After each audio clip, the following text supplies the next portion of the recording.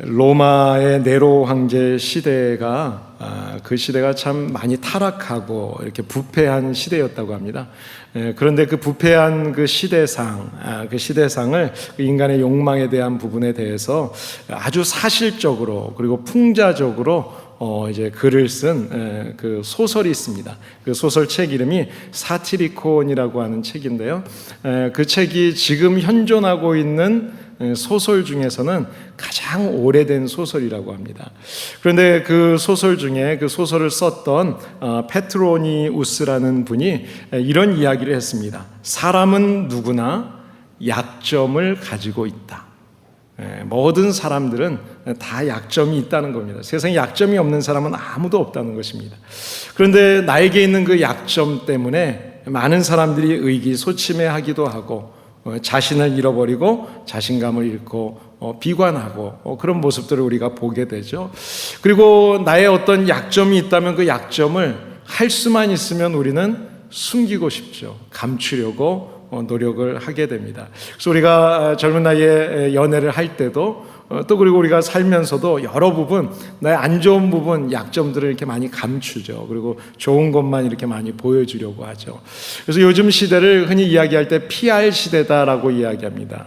PR 시대를 그냥 한국말하고 영어를 조금 제가 이렇게 믹스해서 생각하면 피할 것은 피하고 R은 뭐예요? 알릴 거는 알리고 피할 거는 피하고 좋지 않은 거는 얘기하고 싶지 않고 감추고 싶고 그리고 좋은 거는 자랑하고 싶은 게 사람의 마음이죠. 그래서 돈이 많은 사람들은 돈을 많이 자랑하려고 하죠. 또 많이 배운 사람들은 학력과 이런 지식을 가지고 많이 또 이렇게 자랑하고 싶어 합니다. 또 건강한 사람은 건강한 힘을 가지고 자랑을 하기도 하죠. 근데 오늘 본문을 말씀을 보시게 되면 사도 바울이라고 하는 사람이 예수 그리스도에 대해서 나의 여러 가지 연약한 부분을 내가 자랑한다. 나에게 연약한 부분이 있는데 이 약한 부분을 자랑한다라는 표현을 합니다. 약한 부분을 다 감추고 싶어 하는데 그 약함을 자랑한 이유. 바울은 자신이 예수님을 만나고 신앙생활을 하면서 경험을 통해서 깨달은 것이 나의 약함이 불행이나 저주가 아니라 이 약함 때문에 나는 하나님으로부터 많은 은혜를 받았습니다. 그래서 약함이라고 하는 것이 가만히 생각해 보니까 은혜였습니다. 오히려 그것이 은혜입니다. 라는 그런 이야기를 하는 것입니다. 자, 그렇다면 어떻게 약함이라는 것이 은혜가 될 수 있을까요? 약한 것에 대해서 어떻게 우리가 은혜라고 생각할 수 있을까? 첫 번째는 바울은 이 약한 것들 때문에 교만해지지 않고 겸손하게 되었기 때문에 그것이 나에겐 은혜다 라는 이야기를 하는 겁니다. 여러분 바울을 보면 여러분 잘 아시는 것처럼 바울은 외형적으로 아주 자랑할 것이 참 많은 사람입니다. 부족한 것보다 약점보다 장점이 많은 사람이죠. 태어날 때부터 순수한 이스라엘 혈통으로 태어났고 또 로마 시민권을 갖고 있었습니다. 또 공부도 얼마나 잘했는지 가말리엘 문해생으로서 아주 공부도 잘해서 학문적으로나 율법으로나 지식적으로 누구에게도 뒤처지지 않는 사람입니다. 율법도 아주 철저하게 지켰던 사람이죠. 그것뿐만 아니라 예수님을 믿은 다음에는 예수님을 만나고 예수님을 영접하고 나서는 신비한 체험까지도 영적인 많은 체험도 여러 가지 자랑거리가 참 많이 있었던 사람입니다. 우리가 쉽게 이야기하면 지성, 영성, 물질, 모든 것을 다 갖춘 사람이라고 볼 수가 있죠. 참 그런 자랑이 많은 사람이었는데 오늘 7절 말씀을 보시게 되면 바울이 내가 목회를 하는 데 있어서 큰 걸림돌이 되는 약점이 하나 있다. 가시가 있다. 육체의 가시를 표현합니다. 이 가시라고 이야기하는 이 표현은요, 스콜로프스라는 단어인데 헬라어로는 이 단어는 어떤 뜻인가 하면 이제 뾰족한 걸 이야기하는 거예요. 말뚝 같은 걸 이렇게 박을 때 끝을 뾰족하게 갈죠. 뾰족한 창 같은 것. 그런 것을 가시라고 이야기합니다. 그러니까 바울의 마음에, 바울의 몸에 어떤 이렇게 아주 가시 같은, 말뚝 같은, 뾰족한 창 같은 그런 가시가 박혀 있는 그런 아픔이 있었다. 그런 약함이 있었다라는 이야기를 하는 겁니다. 자, 그렇다면 바울의 인생에 그냥 너무나 힘들고 찌르고 괴롭히는 그 가시는 무엇이었을까? 이어지는 말씀에 보면 사단의 사자다 그렇게 표현을 하는데요. 이 사단의 사자를 이야기하면서 육체의 가시, 사단의 사자를 하나님이 허락하셨다. 여러분 욥이 고난을 받을 때 그 고난을 하나님이 사단이 시험하도록 허락하시죠. 그것처럼 바울도 그 육체의 가시를 하나님이 허락해 주셨다는 겁니다. 여러분 가시 한번 찔려 보셨어요? 선인장 이렇게 많이 다 선인장 꽃이 참 예뻐요. 그런데 가시가 있어요. 장미도 그렇고. 근데 그 가시에 딱 찔리면 아프죠. 때로는 피도 나죠. 마찬가지로 이 사단의 가시에 찔리게 되면 우리의 마음, 우리의 심령, 우리의 영적인 삶에 고통이 있다는 것입니다. 자, 그렇다면 하나님께서는 도대체 왜 이 바울에게 육체의 가시를, 사단의 이런 어떤 찔림을 주셔서 이렇게 힘들게 하셨을까? 하나님의 의도가 무엇이었을까? 오늘 7절 말씀 다시 한번 읽어보겠습니다. 여러 계시를 받은 것이 지극히 크므로 너무 자만하지 않게 하시려고 내 육체에 가시 곧 사단의 사자를 주셨으니 이는 나를 쳐서 너무 자만하지 않게 하려 하심이라. 나를 너무 자만하지 않게 하시려고, 너무 자만하지 않게 하시려고 두 번씩 반복해서 이야기하고 있죠. 이 말은 다른 말로 표현하면 교만하지 않게 하시려고, 아니 이 말을 거꾸로 표현하면 겸손하게 하시려고. 하나님은 우리가 겸손하기를 원하십니다. 교만하지 않고 겸손하게 하시려고. 왜 그런 이야기를 하셨을까요? 7절을 시작할 때 맨 처음에 어떻게 시작했어요? 여러 계시를 받은 것이 지극히 크므로. 사도 바울은 신앙생활을 하는데도 하나님 앞에 많은 은혜를 받았다는 겁니다. 신비한 체험이 있었습니다. 계시를 체험했습니다. 오늘 우리가 읽지 않았지만 1절에서 6절 말씀을 보면 자기의 몸이 이게 몸의 안에 있는지 밖에 있는지 모르게 셋째 하늘에 끌려서 올라가는 그런 경험을 했다고 이야기해요. 뭐 지금 이야기로 쉽게 표현하면 대기권 밖으로 올라갔다 나왔다 뭐 그런 경험을 했다는 거죠. 내가 지금 이 세상에 살고 있는데 천국을 경험했다는 것입니다. 특별한 경험을 한 거죠. 신앙의 체험이 우리 신앙생활에 도움이 될 수가 있습니다.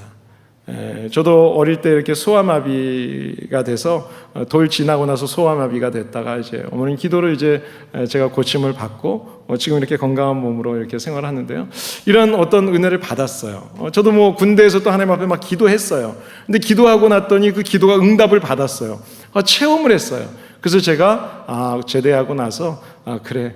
내가 이제 목회길을 가야겠구나. 하나님이 살아계심을 확인했으니까. 자, 그런데 이런 우리가 체험을 하고 나면 우리가 쉽게 빠지기 쉬운 함정이 있다는 거예요. 그것이 뭔가 하면 교만이라는 것입니다. 교만해지기 쉽다. 영적인 교만에 빠지기 쉽다.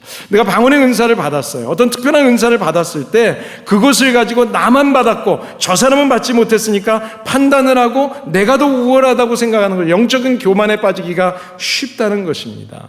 그래서 자기를 과시하기 시작합니다. 그러다가 자기가 우상이 되는 그런 미혹에 빠지게 되는 거죠. 여러분 이단들을 보게 되면 내가 하나님으로부터 뭐를 받았다, 방언을 받았다, 통역의 은사를 받았다 이러다가 자기가 신이라고 예수님의 아들이라, 하나님의 아들이라 그러는 사람들이 있죠. 남아프리카의 대통령을 지냈던 만델라 대통령이 이런 이야기를 했습니다. 오늘날 지도자들에게 있어서 가장 무서운 것은 무엇인가 하면 힘이 부족한 것이 아니라 힘이 너무 많은 것이다. 힘이 너무 많아요. 권력의 힘이 너무 많아요.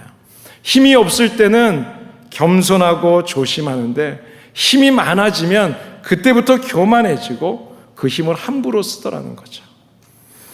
요즘에 한국의 대형 교회들의 모습, 자식들에게 세습을 하려고 하는 그런 모습을 보게 되면 너무 추악하죠. 그런 부끄러운 모습을 하면서 그 모습 속에 보면 이 돈과 권력을 가지고 노예에 속한 목회자들, 장로들, 지도자들을 매수하고 매수당하고 얼마나 부끄러운지 몰라요. 하나님의 이름을 더럽히고 있어요. 왜 그래요? 힘이 있어서 그래요. 큰 교회, 사람이 많고 돈이 많고 권력이 있다고 생각하는 거죠. 한국교회 참으로 부끄러운 현실 앞에서 오늘 우리 하나로 커뮤니티 교회 이제 2019년도부터 또 하나님을 섬기게 될 우리 직분자들을 세우는데 이 세움을 받는 분들이나 이미 우리가 직분을 받아서 섬기고 있는 모든 성도들이 하나님 앞에서 늘 겸손한 성도들이 되시기를 예수님의 이름으로 축복합니다. 바울은 예수님을 믿고 나서 복음을 전하는데요, 소아시아 지역과 유럽 선교를 하면서 참 많은 공적을 세웠던 사람입니다. 엄청난 영적인 세계를 체험하기도 했고요. 그런 것을 보면 바울은 얼마든지 교만해질 수 있는 거죠. 그런데 이것을 교만에 빠지지 않게 된 것을 바울이 깨달았어요. 그것이 무엇이었는가 하면 바로 나의 치명적인 약점 때문이었다. 하나님 앞에 기도하는데 하나님이 하시는 말씀이 내게 주신 은혜는 그것만으로 충분해. 여러분 한번 생각해 보세요. 바울이 얼마나 전도를 잘했습니까? 하나님, 내가 이렇게 전도를 열심히 하고 교회를 세우고 그러는데 제게 건강을 주시면 좀 얼마나 좋아요. 그럼 제가 얼마든지 더 다니면서 복음을 전할 수 있잖아요. 하나님, 기왕이면 건강까지 좀 주시죠.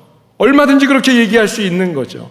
그런데 바울이 깨달았어요. 주님, 너는 그것만으로 충분해라고 이야기할 때 건강까지 좋으면 교만해질 것을 하나님이 아시고 자기에게 육체의 가시를 허용했다는 것을 깨닫는 것입니다. 그래서 하나님은 우리에게 때로는 우리를 겸손하게 하시려고 내가 잘 나가고 잘 되고 있을 때 때로는 약점을 주시기도 하십니다. 이 약점을 주셔서 내 뜻이 하나님의 뜻에 앞서가지 않게 하시는 거예요. 하나님을 따르게 하는 거예요. 하나님을 쫓고 하나님이 하셨습니다. 하나님의 은혜입니다. 이 고백을 하게 하시는 것입니다. 여러분, 이솝우화 어릴 때 많이 보셨죠? 저도 이솝우화 책 전집을 놓고 책을 참 많이 그림책을 봤던 기억이 있습니다. 이솝우화 이야기에 나오는 중에 이런 이야기가 있습니다. 뿔이 아주 잘생긴 숫사슴에 대한 이야기인데, 어느 우물가에 가서 물을 먹는 겁니다. 자, 물을 먹으려고 이렇게 보니까 그 연못에 자기 얼굴이 비치는 거예요. 근데 비치는 자기 얼굴을 봤더니 뿔이 너무너무 아름다운 거예요. 야, 정말 잘생겼다. 그냥 푹 빠졌습니다. 너무너무 좋았습니다. 넋을 잃었습니다.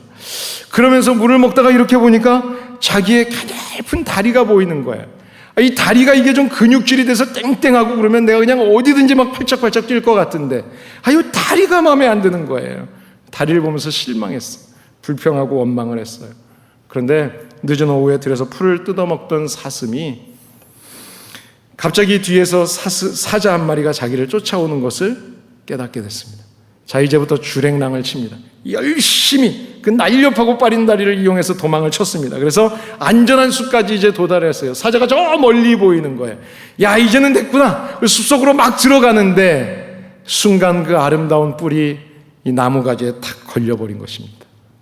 그래서 결국은 사자의 밥이 된 사슴이 죽어가면서 이런 생각을 하는 거예요. 내가 그렇게 부끄러워하던 다리는 내 목숨을 구해줬는데, 내가 그렇게 자랑스러워했던 뿔이 나를 죽게 만드는구나. 사랑하는 여러분, 사람은 고통 때문에 넘어지기보다 사실은 교만해서 넘어질 때가 많이 있습니다. 우리에게 자랑거리가 있습니까? 그러면 조심해야 돼요. 자랑거리가 있는 사람은 교만할 가능성이 있기 때문입니다. 그러나 여러분에게 약한 것이 있다면 그 약함 때문에 내가 겸손해지고 낮아질 수 있는 기회라는 것을 잊지 마시고, 그 약함 때문에가 아니라 약함 덕분에 교만해지지 않고 겸손해졌으니까 이것이 하나님의 은혜입니다. 바울처럼 하나님의 은혜를 고백하시기를 예수님의 이름으로 축복합니다. 두 번째로 바울이 이 약함이 은혜가 됐다고 이야기했는데 왜 은혜가 됐다고 이야기했을까? 두 번째는요, 약한 것들 때문에 하나님 앞에 기도하게 되는 은혜를 경험하게 됐어요. 바울은 사실 웬만한 건 모든 것 다 잘하는 사람이었기 때문에 어떤 의미에서는 기도가 필요 없다고 생각할 수도 있어요. 일을 열심히 하다 보면, 목회도 열심히 하다 보면은요, 기도 시간이 가장 적어져요. 말씀을 보는 시간이 가장 적어져요. 오늘 8절 말씀을 보시게 되면 바울은 자기의 치명적인 약점 때문에 주님 앞에 무릎 꿇고 기도하는 모습을 보여줍니다. 한 번이 아니고 두 번, 세 번 계속해서 기도하는 거죠. 가시라고 하는 것은 찔리면 아픈 것입니다. 마음도 아프고 몸도 아프고 정신도 아프고 인생도 아픈 거죠. 그런데 바울은 그 가시 때문에, 그 약함 때문에, 그 아픔 때문에 기도하는 사람이 됐어요. 무릎 꿇는 사람이 됐어요. 바울은 강한 사람이었습니다. 그래서 이 바나바와 우리가 지난주 수요일날 말씀 봤지만 사도행전 15장에 다투잖아요. 마가 문제로. 선교를 나가야 되는데 2차 선교 나가면서 나의 마음에 안 든다고 다투고 그 자기를 세워준 바나바하고 헤어져요. 그 정도로 강한 사람이었어요. 그런데 가시 때문에 겸손해졌어요. 그리고 편지를 쓸 때마다 바울의 편지를 보면 늘 위로하고 축복하고 하나님의 사랑의 메시지를 전하는 사람이 됐습니다. 여러분, 나의 약함 때문에 기도하게 되었다면 그것은 은혜인 줄을 믿습니다. 내가 약함 덕분에 하나님을 의지하게 됐다면 그것이 내게 축복인 것을 믿으시기를 바랍니다. 야고보서 5장 13절에 보시면 우리가 고난을 당하는 사람들, 어려움을 겪고 있는 사람, 약함이 있는 사람들에게 그런 사람들을 기도의 장으로 초청하는 말씀이 나옵니다. 너희 중에 고난당하는 자가 있느냐? 저는 기도할 것이요. 여러분, 내 약함이 있어요? 어려운 문제가 생겼어요?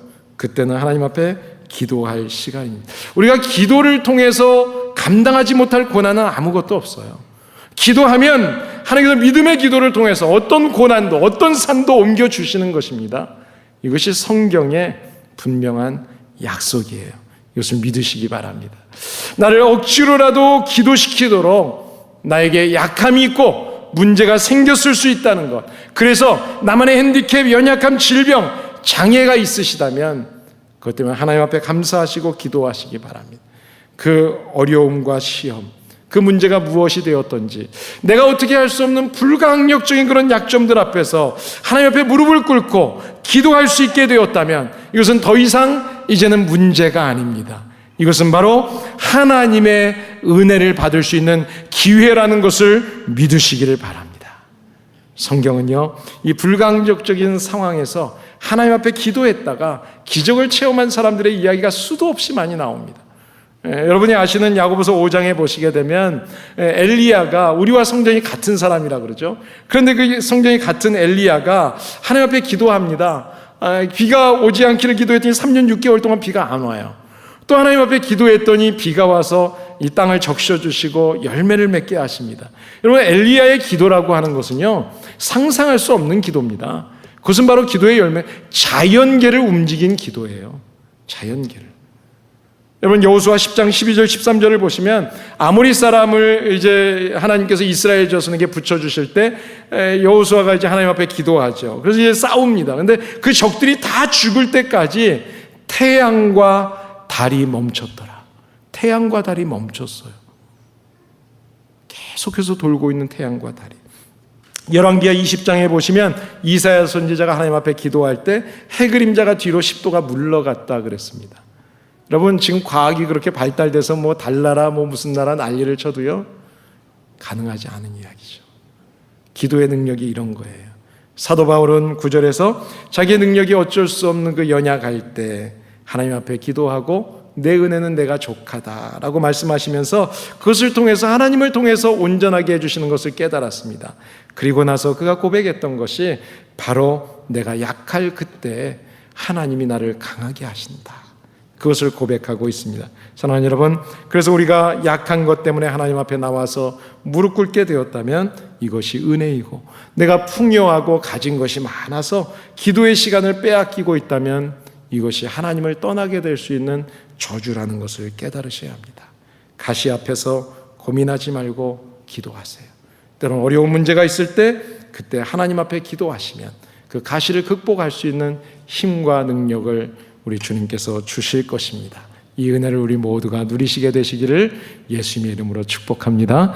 세 번째로요, 바울이 약함이 은혜라고 했던 이유가 무엇일까? 그것은 그 약한 것들 때문에 하나님의 능력, 그리스도의 능력이 함께하는 것을 경험하게 됐어요. 이것이 은혜였다는 것입니다. 여러분, 바울은 9절에서 보면 그 약함 때문에 하나님의 능력이 나에게 머무는 것을 경험했다고 이야기합니다. 이 머문다라는 표현을 썼는데요, 이 머문다라는 단어가 히브리 말로는 이제 쉐키나라는 단어고 헤블라어 말로는 에피스케노세라는 그런 단어예요. 그런데 이 단어의 뜻이 어떤 뜻인가 하면, 여러분이 구약에 보시게 되면 하나님의 영광이 임하는 모습이 장막에 임하죠. 장막을 이렇게 덮으신다 그러죠. 장막에 머무신다. 장막에 머무는 것, 장막을 펴고 있으면 그 위에 머무시는 것. 하나님께서 하나님의 능력이 우리에게 임재하는 현상을 이야기할 때 이 머문다는 표현을 쓰는 겁니다. 우리가 연약할 때, 강할 때가 아니라 연약할 때, 약점이 있을 때 하나님 앞에 겸손히 무릎 꿇어 기도하면 하나님이 우리에게 임재하셔서 우리에게 머무시고 우리와 함께 하시는 것입니다. 사랑하는 여러분, 이것이 은혜죠. 이것이 은혜죠. 하나님은 우리를 질그릇처럼 약한 자들을 사용하세요. 하나님이 사용하실 때 이 질그릇은 어떤 그릇이에요? 뭐 사기 그릇, 이런 그릇을 흙으로 만들어진 그릇이죠. 잘못하면 쉽게 깨지는 그릇입니다. 우리는 종종 잘 깨지죠. 믿음 생활 잘한 것 같은데 어느 날 갑자기 낙심하기도 하고, 또 믿음 생활 잘한 것 같은데 때로는 시험 들어서 또 하나님을 떠나기도 하고, 그런 때가 우리가 종종 있어요.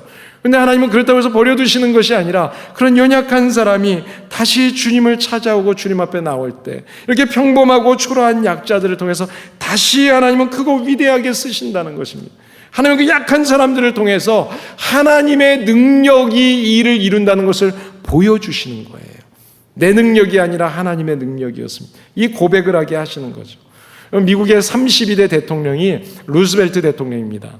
그분이 정상적인 몸이 아니었어요. 소아마비였어요. 저도 제가 소아마비였다고 말씀을 드렸는데, 소아마비는 내 혼자 스스로 이렇게 걷기가 어렵죠. 그런데 그런 분이 바로 미국의 대통령이 되어서 이 세계 전쟁, 너무나 위험한 이 위기의 상황, 전 세계 위기 상황 속에서 그 세계 전투를 지휘하죠. 여러분이 아시는 베토벤이라는 사람은 어떤 사람입니까? 너무나 유명한 곡들을 많이 작곡했어요. 그런데 베토벤은 청각 장애자였습니다. 여러분, 노래를, 음악을 만드는 사람이 귀로 뭐를 들을 수 없다? 그것은 정말, 이거는 뭐 상상할 수 없는 치명적인 약점이죠. 그런데 그런 사람을 통해서 하나님 그 약점을 극복하고 세계적인 작곡자가 되게 하세요. 미국의 16대 대통령이었던, 여러분이 잘 아시는 에이브라함 링컨, 어떤 분입니까?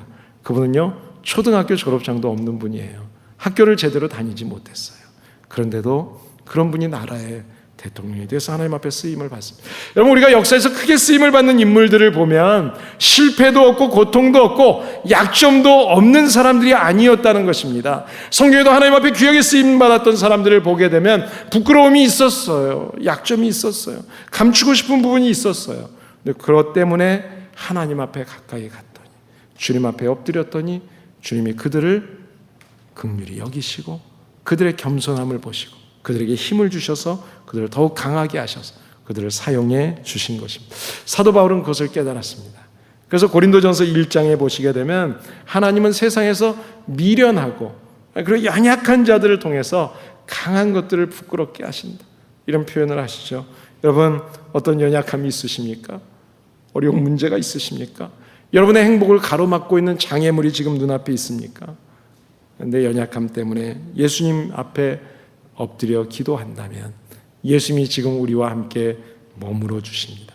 그 약함 덕분에 하나님의 능력이 우리와 함께 하시면서 우리의 삶 가운데 나타나게 될 줄을 믿습니다. 히브리서 12장에 보시면은요, 십자가를 향한 주님의 반응을 표현하는데요. 여러분, 우리가 이 세상에서 고통, 그러면 사람으로서 제일 큰 고통을 받은 분은 예수님이십니다. 가장 큰 고통을 다 받았어요. 근데 그 고통을 받았던 예수님께서 그 십자가를 생각했던 그 반응을 표현하시는데 뭐라고 표현하시는가 하면, 예수님께서는 그 앞에 있는 즐거움을 바라보시면서 이 십자가의 고통을 참아내시고 견뎌내시고 부끄러워하지 않았다 그래요. 십자가는 부끄러운 겁니다. 고통입니다. 아픔이 있는 것입니다.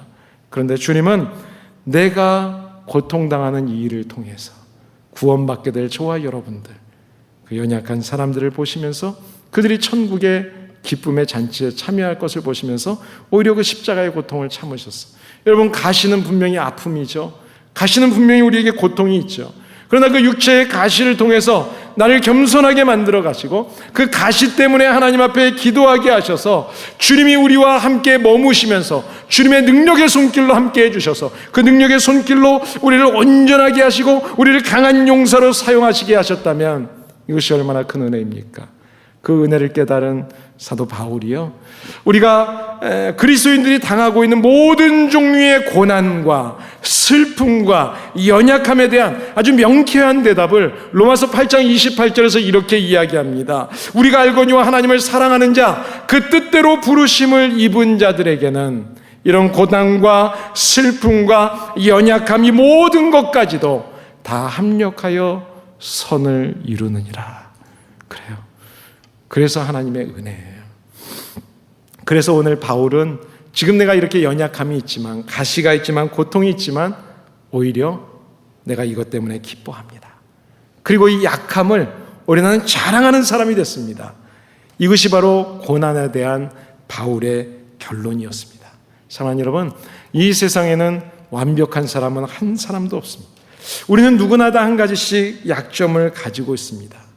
내게 약점이 있다면 그 약점을 부끄러워하면서 절망하지 마시고 그 약점을 통해서 나를 겸손하게 만들어 가시는 것을 배우시고 또 하나님 앞에 무릎 꿇게 하셔서 기도하게 하신다는 걸 깨달으시고 그 기도를 통해서 우리의 고난의 배후에서 함께 하시면서 우리를 강하게 하셔서 그리고 우리를 하나님의 용사로 쓰시고자 하시는 하나님의 선한 손길, 하나님의 선한 의도를 분명히 깨달으시고 바라보시면서 주님의 이름 앞에 기뻐하시고 감사하고 찬양하는 삶을 사시기를 예수님의 이름으로 축복합니다.